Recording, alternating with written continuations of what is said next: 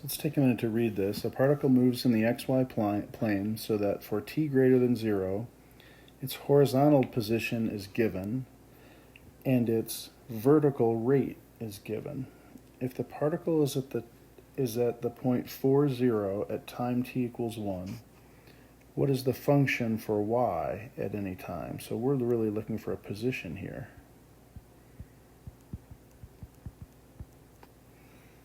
And so as I think about this, my position, y, will be equal to my starting position of 0 plus the integral of the rate, which was negative 16t cubed, from 1 to that time we're looking for, we'll call it x dt.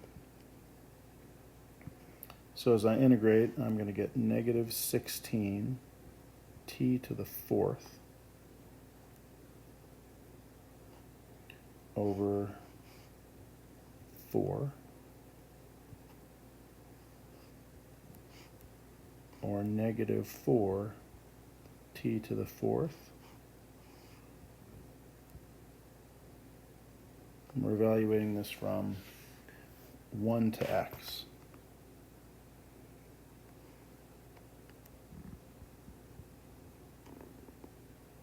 So when I plug x in, I have negative 4 x to the 4th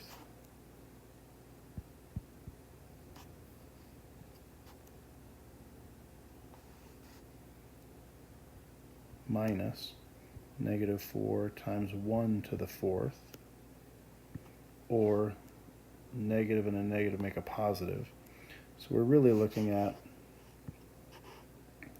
negative 4, x was just my dummy variable, so negative 4 t to the 4th plus 4. That's my position for y.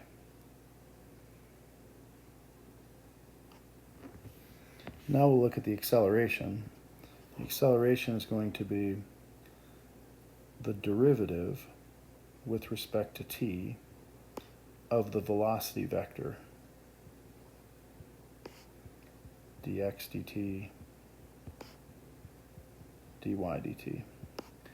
And so we haven't taken the derivative of x yet, so we will. We'll find dx dt is equal to 6t squared, and dy dt was given as negative 16t cubed. When we take the derivative again, then our d squared x dt, or our acceleration vector in the x direction, is 12t, and the derivative in the y direction, acceleration, is negative 3 times 16, negative 48 t squared.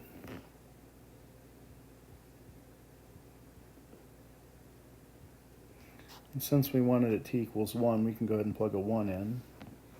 And we are looking at 12 comma negative 48.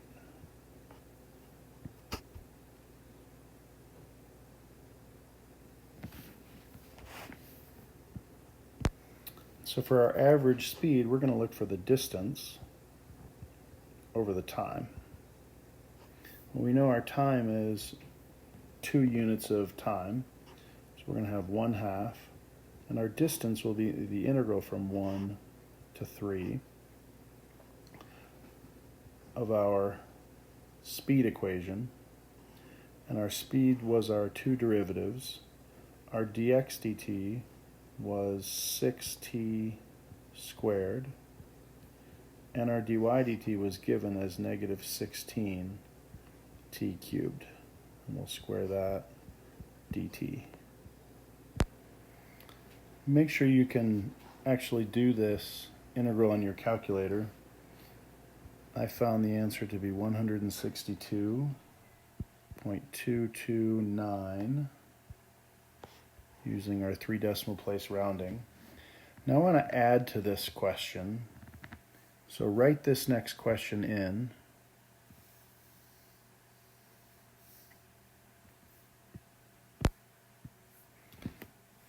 This last part, at what value of time is the particle's speed 50 during the time interval from 1 to 3? So we're saying speed equals 50, but it also equals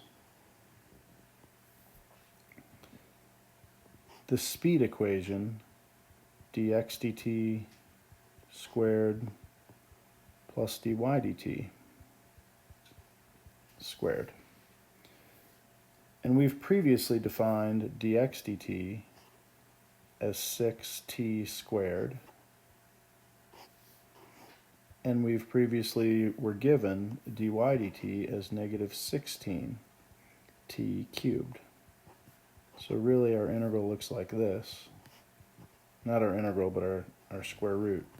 And we're solving this equal to 50.